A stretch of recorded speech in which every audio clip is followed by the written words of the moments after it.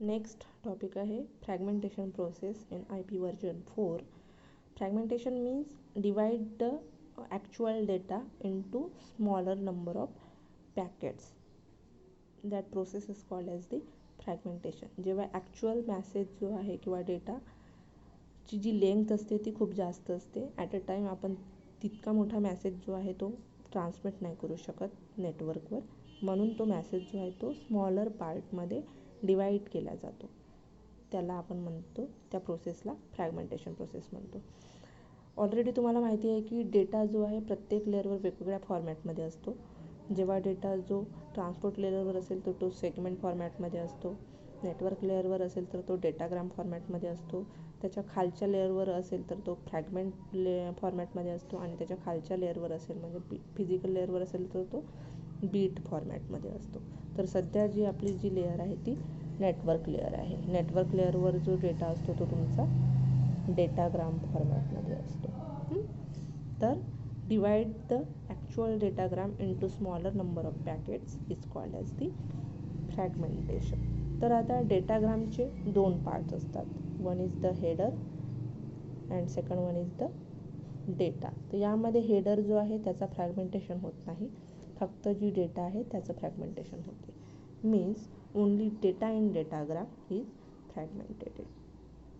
मग ही जी प्रोसेस आहे फ्रॅगमेंटेशनची ही कोण परफॉर्म करतं?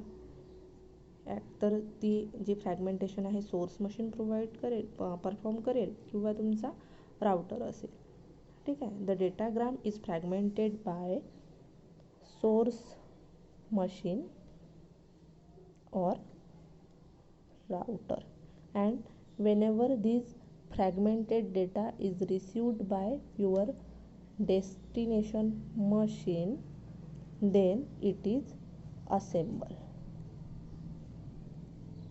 ठीक आहे. That means fragmentation process is done by source machine or router, and assembly of packets is done by your receiver machine.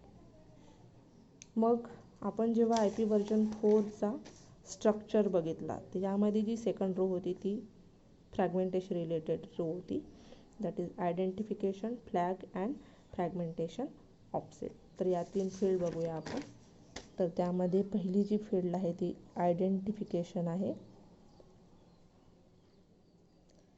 Second जी आहे ती फ्लॅग आहे.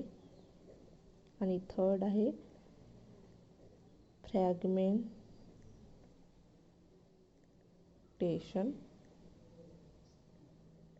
ऑफसेट. आता आयडेंटिफिकेशन बघूया. आयडेंटिफिकेशनमध्ये काय, यासाठी एक एक्झाम्पल घेऊया. सपोज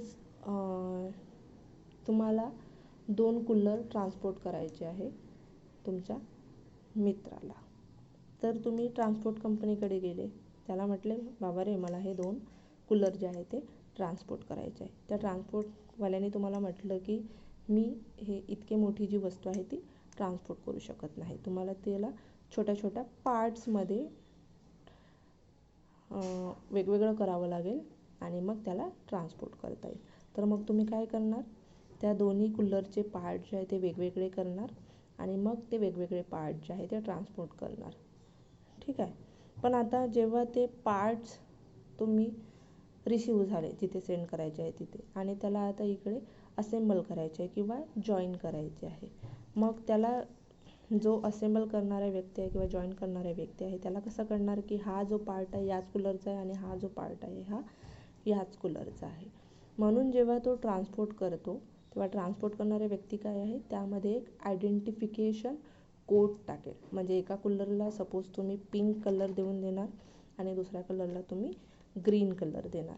म्हणजे जेव्हा ते पार्ट्स तुम्ही डिवाईड करणार किंवा वेगवेगळे करणार तेव्हा काय होणार, पिंक पार्ट एकीकडे होणार आणि ग्रीन पार्ट जे आहे ते एकीकडे होणार. म्हणजे तुम्ही त्याला एक आयडेंटिफिकेशन कोड देत आहे in terms of colour.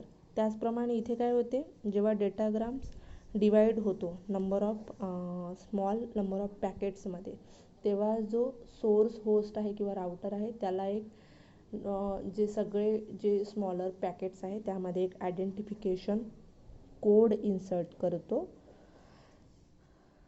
to identify the datagram originating from the source. आणि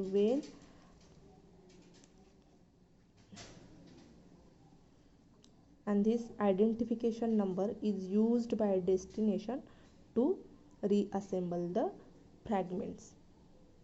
ठीक आहे. मग नेक्स्ट आहे तुमचा फ्लॅग.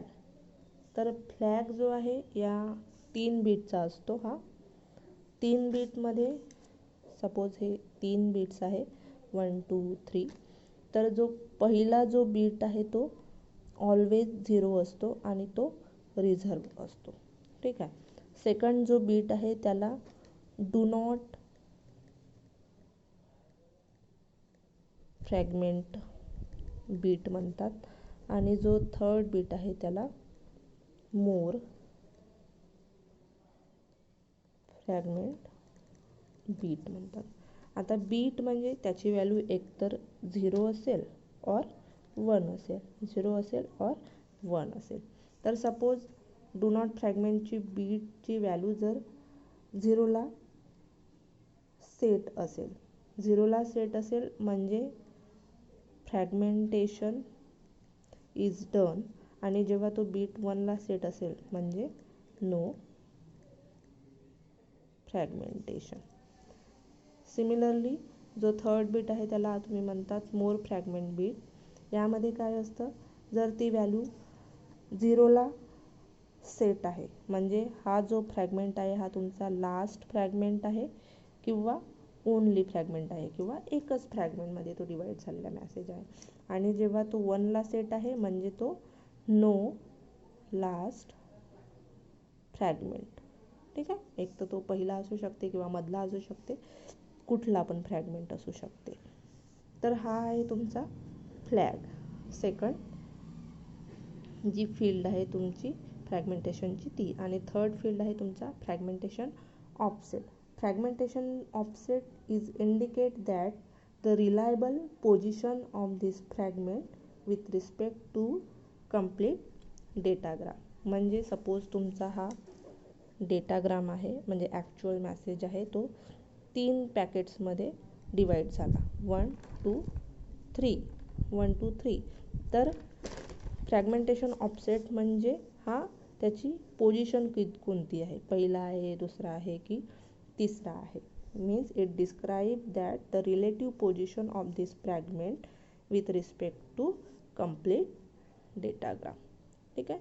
तर ही जी आहे या फ्रॅगमेंटेशन रिलेटेड फील्ड आहे इन IP वर्जन 4 प्रोटोकॉल.